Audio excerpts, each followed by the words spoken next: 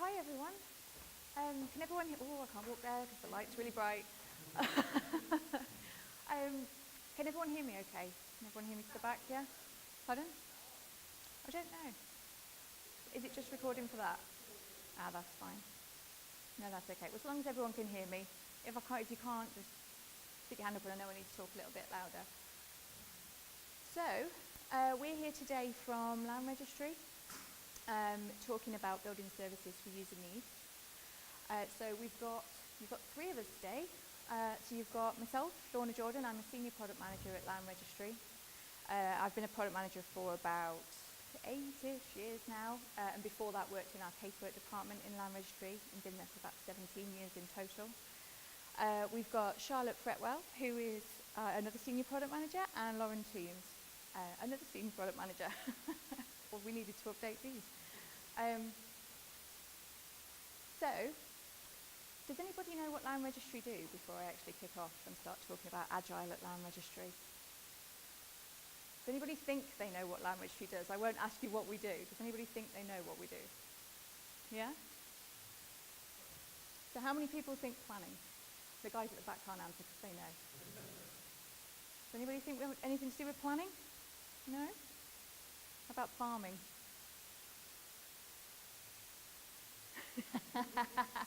So they're trick questions, we're neither of those. So, but they are, when you speak to somebody about Land Registry and say, what do we do? They're the first two things that anybody says, including my own family and friends, and I've been there 17 years. Another one that we get is this. I'm not wholly sure, but I know it's something to do with property. That was from a recent discovery that we did going out to talk to customers. Hi. So what do we do?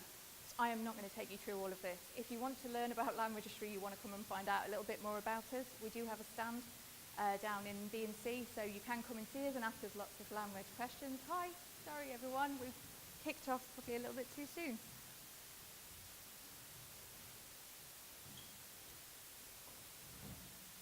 So for the guys who've just sat down, I'm just doing a quick update on Land Registry. I've just introduced everybody to my two colleagues, Charlotte and Lauren, who are going to be speaking later as well. So Land Registry is a government department.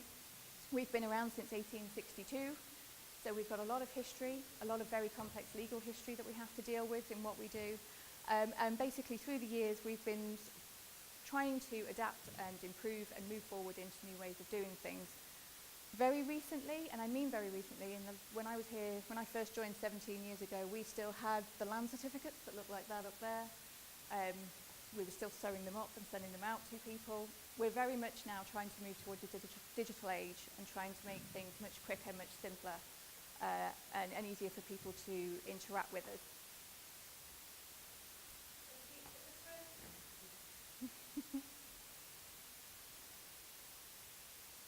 Nothing like being made to sit at the front, is there? So, as I was saying, our ambition for Land Registry is to become the world's leading land registry for speed, simplicity and an open approach to data. And that's where we sit. We sit in our transformation programme trying to help make some of that happen. Again, this is just another one from our business strategy, which we've published. We've published a 5-year business strategy. And we all kind of sit within these areas. So we are working out brilliant at the basics. We should be able to do land registry. We should be able to do it well. We should have a comprehensive register of information. I asked the question earlier about does everybody know what Land Registry do? So what we actually do, I should have told you what we actually did, is we register land and interests in land. So if you've bought a house, you've probably interacted with us, but you probably did it via a professional. But what we hold is we hold information on the property, including the extent of the property. We hold information about whoever the owner is, including how much they paid for the property and where they live. If you've got a mortgage, we know about that. We also have information on rights of way. So if you've got a right of way over somebody else's land, we also have restrictions on what you can and can't do with the land. So things like you can't hang out lewd washing on a Sunday. That is a genuine restriction that is on somebody's register. And so what we're trying to do is bring all of this through and try and make it much more digital, much more transformational, and work with our customers to make it much more simple and easy for them to come through. And we're talking about Digital Street a little bit later on, which is the one just up there. So I was saying most of you who will have interacted with us will have interacted via a professional. And the reason I'm telling you that is because the project that I was told to work on for the last 3 months has been delivering an end-to-end service for citizens. So citizens account for about 2% of all of the applications that come into us. Now actually they're the end user for most of our applications because they're going via the conveyancer to come into us, but actually making a direct application with Land Registry, they account for about 2%. So what we decided to look at was what service could we try and put out there for these guys that would be of use to them, that they would use. Now, I asked a question at the beginning about what does Land Registry do. Most people you ask, they don't know what Land Registry do. They think it was something to do with planning or farming, but actually there's stuff that we do that they can interact with, that they should be keeping information up to date, that they should be speaking to us and knowing what we do. We actually went out as part of our discovery to go and talk to some citizens, and we found the exact same thing, that nobody really knows who we are. They don't know what information we hold. So why do they know why to keep it up to date or what to keep up to date with us? So we decided we wanted to go and look at how can we make users simply, securely and quickly update their contact details with us at Land Registry, empowering them to act. So this was our mission that we went forward with. So the way that we got there is we started to look at all these sort of main used citizen services, the things that citizens come in to do with Land Registry the most. And to be honest, most of them are kind of administrative things. They're things like change of name after you've got married, reporting that somebody's passed away, changing an address, a contact address because you maybe are renting out your old property and you've moved to a different property, and then there's some other ones on there as well. So we sort of picked all of this up and started to look at it. And these are things that we felt citizens should be able to do with us. These are free. You can do this with us for free. If you go via a conveyancer, they're probably going to charge you about £100. And for some of them, have to look up how they do that with Land Registry because, again, citizens don't necessarily know the information we hold, so they don't know that they've got to keep up to date or how to do it. So we started pulling all of this together, and the first thing that we noticed, particularly because it's citizens coming through to us, is that although we had our services across, we had some common themes that just cut across every single thing we were trying to pick up and do. Awareness being a massive one for us because, the people who were coming to us, we were trying to find out why did you come to us? How did you even think to come to Land Registry to do this? Who told you to do it? Another one is identity verification. So when you lodge an application with Land Registry and you're coming via a professional, we have an agreement with them that they have done all the due diligence, they know who you are, and they know that that's you making that application. The risk sits on us when a citizen makes that directly, so we have to have an identity verification process. And at the moment, we have an identity verification process, but it could be way more robust, and we could be doing more stuff with that. And I think citizens probably think we are doing more stuff with that as well. So we wanted to really pull out on those two. I won't go through all the other themes, but you can see on my lovely chart and slides, but there was quite a few themes that we had to look at. So what did we do? So we came in one day during our kick-off week when we were trying to plan what we were going to go and look at in Discovery, just with a mad panic because we just felt like this was just too big. The thing that we had before, it wasn't user-centric. We couldn't see an end-to-end user journey through any of it because there was just so much stuff to tackle. And so we decided we needed to focus. So we went through a lot of processes, voting about the numbers that we saw on some of these applications, the benefit we could see to the end user, the benefit that we could potentially see to the business, and also just, is it manageable? Can we do it? So what we decided to do was have this manageable thin slice that cut across here, and that became update my address, or update my contact details. We call it address for service, but again, a lot of what we say doesn't necessarily mean anything to people, particularly citizens, and so we're trying to address that in some of our language as well. So we picked update my address for service, and you can kind of see why we did that, because if you look at the verticals that are going across, evidence doesn't hit that one. So we don't need a death certificate, we don't need a marriage certificate. We didn't have that extra level of complexity that we had to try and deal with in doing this one.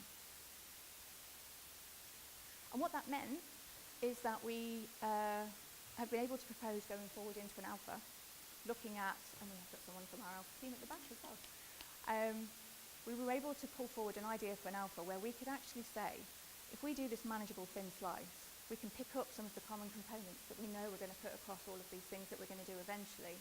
But if we pick this simple one, we're building a really good base to go work on. We're building something that we can iterate on and take further into all these other things. And once we've tackled these other bits, then we can start to look at some of the other themes that come across it, like the evidence. What it's also enabling us to do is speak about wider opportunities and start to look at, actually, now that we've got this, where else can we start to plug in? How can we influence the rest of the digital transformation programme and the other projects that are going on? So that's what I wanted to talk you through. I'm going to hand over to Charlotte now, who's going to talk about what happens when all this comes in. My name's Charlotte Fretwell. As Lorna said, I'm a Senior Product Manager at Land Registry. I've been in the product world for about 6 years now. So I worked in a local office in Nottingham, processing casework on a day-to-day basis, and as normally happens, went to do a project at head office for 3 months and never went back, and now I spend most of my life living on the M5, driving around the country to all different land registry offices. So the stuff I'm talking to you about today is how we process applications in land registry, so I've got quite a lot of experience in actually doing this on a day-to-day basis. So I've got a lot of experience in enhancing internal existing systems, external systems. The first project that I did was delivering a virtual post room in land registry, so taking all of our paper posts and working with a third-party supplier to remove the paper out of land registry, so looking at scanning, optical character recognition, using data to automate things. So one of the skills I did learn in that is if you ever lose an envelope, I'm the woman that can find it for you. So why is this different to what Lorna's talked about? So the difference is with this is an internal service, and calling it a service is probably a little bit misleading. So this is our internal users that are involved in this project, and they're the people that are the centre of what we're sort of doing, but we have to support the services that the other guys are working on as well. So without the ability to update and create registers, land registry doesn't really exist, so this is the stuff that happens when something comes in. So as you can see, we've got 4,291 internal users, very precise number, and they range from apprentices that we've now had in the organisation for about the last 5 or 6 years, all the way up to lawyers, so we've got different levels of skills and knowledge. We're spread across 14 locations, so our most northerly office is in Durham, with our most southerly down in Plymouth, and that's where our DDAT directorate is. So what do we do? What do those people do on a day-to-day basis? It is very complex, so I've tried to make it as simple as possible. We do legal things with registers to update property details and registrations. We do stuff with maps, and we deal with lots of requests for information, are probably the 3 main things that we do. So we get in excess of 26 million requests a year. So at a guess, how much would people think is automated of that percentage is automated at the moment? Anybody got any idea? As a government agency? We're actually much higher, but a lot of this is because of our information services. So we're currently sitting at around 80% automation. Some of that's end-to-end, but some of it is where we've actually removed manual processes in what caseworkers are doing on a day-to-day basis. Our business strategy has got a target for us to get to 95%. That they might seem that challenging, but actually the bulk of what we do and the really important stuff, the substantive, so you want to put on a charge on the register, only 25% of that is automated at the moment. So we've got a big leap to go in that area because we've maximised the opportunity in a lot of other areas. So we've just recently done some user research. This is what you can see here. So this is a bit of what our caseworkers setup looks like. What we did find is our caseworkers are executives and are executive level. And at the moment, we think they're spending about 50% of their time making executive decisions and the other 50% doing manual admin stuff. So why we're doing application processing, transforming application processing. So the current systems that we've got to process the applications once they come in, they're built on legacy, they're mainframe, they're disjointed. We've got 46 core registration systems that a user might use on a day-to-day basis to process an application. They don't talk to each other as well as they could do. So when an application fails and it comes out of an automated route, it stays with the caseworker to then do everything. It never goes back in. We don't maximise that automation opportunity. So we've just done a piece of user research where we looked at what we classify as a simple application. So you're taking a mortgage out on your property and we need to put that on. So when we looked at that, in some circumstances, one of our users could have to go into 7 different systems to process that application, which is just crazy because it's quite a simple thing to do. So as mentioned by Lorna, we're fitting in with the business strategy as well. For our colleagues, it should be simple and fast. So not just for our customers, this is across the board.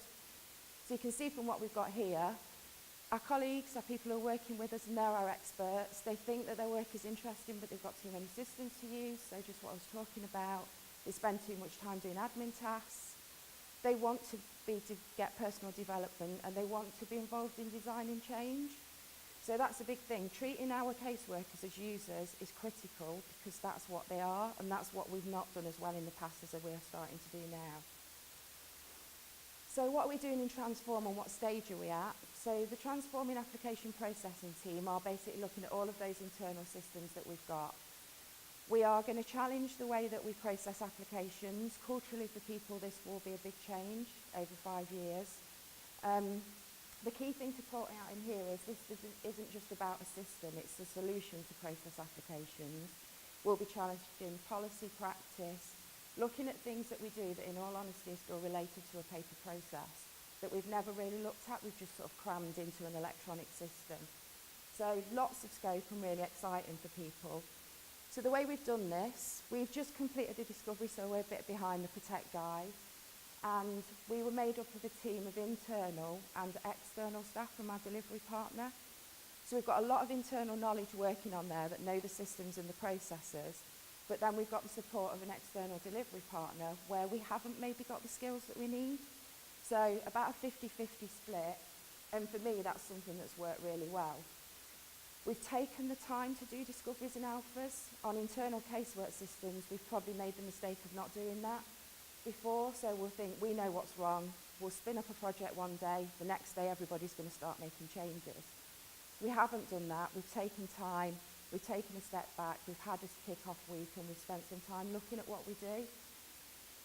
Although this is the beginning of that transformation, we have tried to do this before, so we started it about 3 years ago with the system that you can see here that looks very different to everything else that we've got.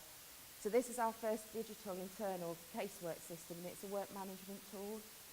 So I think you can probably see that's taken us 3 years to get to this point, and we didn't deliver that under a programme, but we did try to do it as Agile. So what we have taken from this is a hell of a lot of learning that we're feeding into what we're doing going forward. So, what's worked well and what hasn't is probably some of the stuff that I was going to run through with you. So first off, sorry the picture's a little bit blurry, we wanted to treat this as a service. And we had lots of people in, lots of guys with the programme supporting us thinking, how on earth are we going to do that? 46 different systems, in excess of 110 forms that you're getting in, people doing different things on different days. We've got inconsistency across offices on how stuff is processed. But we worked with a service designer and we spent a very painful 3 or 4 weeks going through absolutely everything that we do. And to get to this map, people that were in seat in court in Plymouth probably did see us lying on the floor just crawling all over it with pens for weeks on end. So what's underneath all of that is the casework journey, is the application process journey. So I was really surprised that we managed to get to that point, and it does set out how the service works. For me, this was brilliant. What I can do with this is go out and talk to stakeholders, talk to caseworkers, get them to walk through this, see the reality of what's happening. And what I think it allowed us to do was take a step away from all of the rubbish that we're doing around stuff and actually define what we needed to do. So we spent a bit of time adding on there pain points, opportunities, insights, questions. So you can see we've got all of that on there. Actually, what's on the other wall is another full set of post-it notes. So similar to Lorna, you'll see common themes starting to come out of this. What are we going to do with it? How can we get an opportunity for alpha out of there? So we took a step right back and said, essentially, what do we need to do to create and update registers? And now we're going into an alpha where we've got a proposal to do something similar. So we're going to take 2 application journeys and we're going to prototype them to simplify them and transform the way that they work for caseworkers. Looking at automation, looking at new technology. So one of the really exciting parts of this is we're going to start a bit of a trial with machine learning on documents as well. So the service maps went well. I think what came out of that service maps is the use of hypotheses. So what's the problem, what do we believe we can do about it, and what do we believe we can achieve? So Land Registry is working Agile, and we've got loads and loads better over the last few years at being Agile. We're not completely there yet, and one of the things that I'd say to people is if you're starting something like this and it's internal stakeholders, ask yourself whether the rest of your organisation is Agile, because you'll probably be speaking a foreign language to them. So using stuff like hypotheses has helped us to talk to people in the Operations Directorate and understand what we're doing. Having a digital programme overseeing all this work has been fantastic. We've got headspace, we've got people there, we've got processes in place, we're all doing the same things, we're all learning off each other, and I think that's a real difference that I've seen. We've got to quicker approvals, take the time to set teams up properly. If you don't think you can do it yourself, bring in other people to help. So not only have we got a delivery partner, one of the things that we've started to do now is start to use a lot of coaching. So we've got a product coach working with us at the moment, and that was difficult for people in the beginning, I think. So they thought, well, I know how to do my job, but actually we can all get better and we can all do things differently, and I think we've really benefited from that. Have a kick-off event, don't just set people off doing things, go through the proper stages. And the big thing for me, internal users can be a little bit wary of what you're going to do in the change. Making this service user-centric right from the beginning has been fantastic. So in Discovery, we got out in 8 weeks and spoke to in excess of 60 people, all different skills, areas, grades.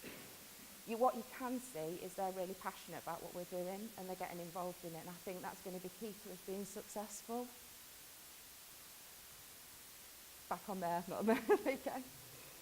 Prototyping, again, people who do work on legacy systems, you know how difficult that is. We're focusing on prototypes, taking stuff out and showing people the thing is critical. The stuff that's maybe not gone as well and it's been a bit challenging, Agile suits complex projects, and you can see this is quite complex for us. What we need to get better at is not promising the world when you go and talk to people about your approval, not that you're going to have that by that point in time. And along with that, think about the measures of success that you've got for yourself as you're going through that journey. It isn't the end product for people that know the waterfall. Set yourself key performance indicators that are achievable and going to keep the team working and motivated. Accept when things go wrong and don't see it as a failure. And also, like I say, don't try and do it alone. So that was me. So what I'm going to do now is just hand over to Lauren, who's going to talk to you about Digital Street. Right. Hello everyone. I'm Lauren Toombs. I'm the Senior Product Manager working on our Digital Street project. So unlike the others, I've not been at Land Registry that long. I've only been at Land Registry the past year and a half. So haven't got all the history like everybody else. I haven't been a caseworker. I don't know the ins and outs of land registration or all the legal side. Which is one of the reasons why I was put on Digital Street. So Digital Street is our research and development project, exploring how our approach to data and technology could revolutionise not just the land registration process, but the wider buying and selling process. As I said, it was my first project at Land Registry, and I think they put me on it so I could challenge why a lot. Lorna worked on Digital Street with me last year, and I'm surprised that we're good friends now, because I spent the first 6 months constantly asking, well, why do we do this process? Why is this the case? And yeah, I think I got a bit annoying. So working on R&D has been a new learning curve for me as well. So I'm used to working on internal and external services like these two. So not only is it new to the organisation, it's also been a personal learning curve for myself. So why is R&D good? So it's a good way to figure out whether ideas could turn into potential products and services in the future. For us at Land Registry, it's been really key because we've been collaborating with quite a siloed industry. So we've been working with lenders, conveyancers, software providers, PropTech, LawTech, Geotech, all to try and explore a common problem that affects all of us. At some point, you might buy and sell a house in your life, and it's not the simplest of processes, trust me. So today, what I want to share with you is, again, what's gone well on Digital Street over the past sort of year and a half, what we've had to sort of overcome along the way, and then I'll move on to what we're sort of doing in the engagement side with the industry. So, what's gone well? So, the main thing for me was that we collaborated. So it hasn't just been a land registry are leading on this, land registry have got the solution for future buying and selling. What we did was we brought in the industry experts right from the beginning. So we ran loads of user research sessions last year, we ran some workshops, and the key benefit of having these workshops was we found out really quickly what are the key pain points with buying and selling today. Some of them you might be not new to you, so sort of not knowing where you are if you're in a chain. The process is quite complicated, there's a lot of duplication, it takes a long time, it's quite expensive, it's not very digital, there's a lot of paper knocking about. So having these workshops with those experts helped us to identify where Digital Street could sort of show the value of where we could transform as an industry. We also learned a lot of useful stuff that could then influence other projects within the programme. So the idea of Digital Street is that we're not looking at the sort of what we can achieve in the next 5 years, it's definitely more the 5 to 10 to 15 years. So if we have that vision of the future, we can then actively influence where we go as an organisation in the next 5 years. So we collaborated. The other thing that we did was we ran a hackathon, which was quite cool. So that enabled us to turn ideas into workable software. So we ran a hackathon last September. Again, we invited industry experts as well as people from across government. So Land Registry were there, Ordnance Survey, Coal Authority, all people who have something to do with land. And what we did was we turned 3 ideas into 3 proof of concepts, which could show the future of buying and selling. And the benefit to me was when you start talking to stakeholders and trying to get buy-in, if you've actually got something physical to show them, you sometimes get them to buy in more. So that's what we did with the proof of concepts, was we said, here you go, interact with these are what could be possible in the future. Now that came with problems. We ended up going out and showing the demos at conferences with conveyancers, and there were articles going out saying Land Registry has basically told lawyers to get their P45s ready, which was not the case at all. And there's also a lot of assumption that Land Registry might go and build these things in real life, but it's more around just showing what could be possible. So we did develop 3 proof of concepts. We also created a digital street, hence the name, which was basically a number of properties within the Bristol area that we created a fully digital land register for, and then linked it off to other useful data sets. So the other thing that we've had to overcome, so this is a massive sort of pain, it's been a massive thing for my team actually. So trying to commit to a technology that doesn't actually solve a problem or meet a user need. So blockchain is the biggest hype in the real estate industry at the minute. That is, I get multiple people contact me about that quote every week. So for me, it's around, okay, let's explore this tech, but let's not just commit to it because everyone's talking about it. The problem that we've got as well is that other land registries across the world are starting to adopt this technology. So Dubai, Sweden, Republic of Georgia. So we can't just follow suit because we have very different laws, and we need to do what's best for England and Wales, and not just because it's the hype. But the exciting thing is that within Digital Street we can explore this technology. So one of the key things we are doing is testing out emerging technologies, things like AI, smart contracts, blockchain, distributed ledgers in general. One of the proof of concepts we developed last year was on a blockchain, so there was value and there was learning around that, but we've still got a long way to go. So by the end of this year, I'm hoping if somebody says, Lauren, what's Land Registry's stance on blockchain? I can give them an answer, because at the minute I don't know enough. So we haven't ruled it out yet, and we're excited to learn more. So just for me to finish off, I feel like I'm talking really fast, sorry. I know I've got like a minute. So as well as trying to drive innovation internally at Land Registry, we're also trying to enable innovation to happen across the industry. So we know in future, we're not going to be the ones developing these amazing services for buying and selling houses. What we need to do is enable the industry to do that. And there's amazing like startups out there at the minute that are doing fantastic things to make buying and selling better. And one of the ways that we're doing that is we sponsor a programme along with our colleagues at Ordnance Survey called Geovation. Applications actually for this year open next week. So if you are interested or know anyone that might be interested, please come and speak to us. We do have a stand downstairs. I don't think we've got time for questions, but thank you for coming. Thank you for listening to all of our stories. Hopefully you've enjoyed it, and if you have any questions, we will be downstairs now on our Land Registry stand. Oh, I think I just did it in time. I can breathe now.